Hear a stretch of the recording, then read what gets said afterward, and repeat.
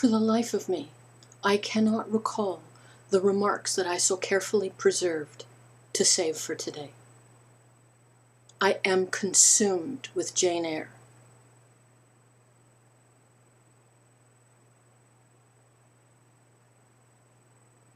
March's projects. I finished this.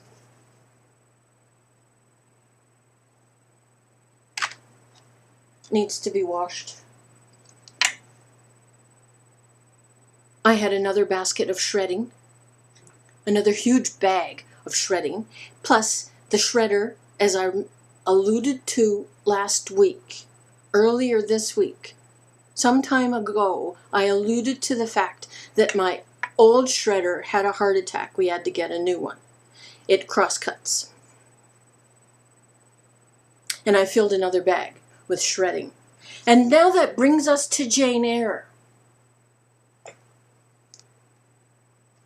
That's how much I have left. I have preserved some pages to discuss the language, of which I found cumbersome at the beginning.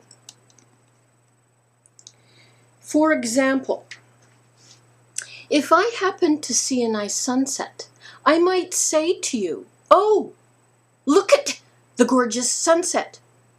5 words, because look at's 1. 5 words. "Oh, look at the gorgeous sunset." I now read to you 106 words. Pretty much saying the same thing. It was now the sweetest hour of 24. Day its fervid fires had wasted, and dew fell cool on panting plain and scorched summit.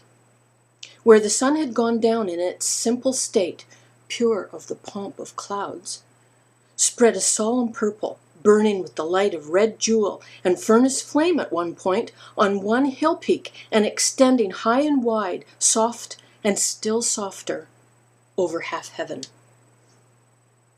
106 words. Verses. "Oh, look at the gorgeous sunset." Here's more. The heart was thrilled, the mind astonished, by the power of the preacher. Neither were softened. Throughout, there was a strange bitterness, an absence of consolatory gentleness, stern allusions to Calvinistic doctrines, elections, predestination, reprobation were frequent, and each reference to these points sounded like a sentence pronounced for doom.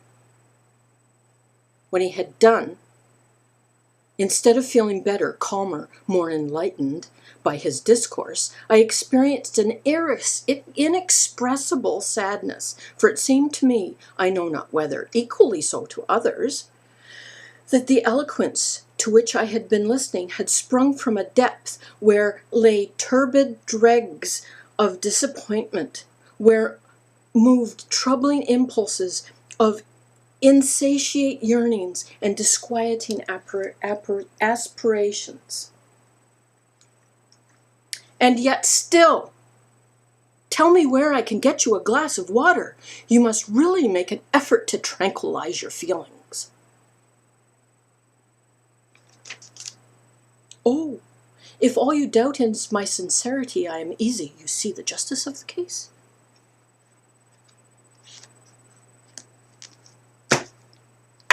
A language unto itself. Meg is reading it as well. I think that's Mahoney. I think Meg is reading it as well. She is struggling.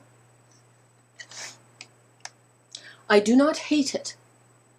In fact, I have been somewhat consumed. In fact, I don't want to put it down. So future remarks will come then, in the future, when I greet you again. No purple today, that's it, and that's all.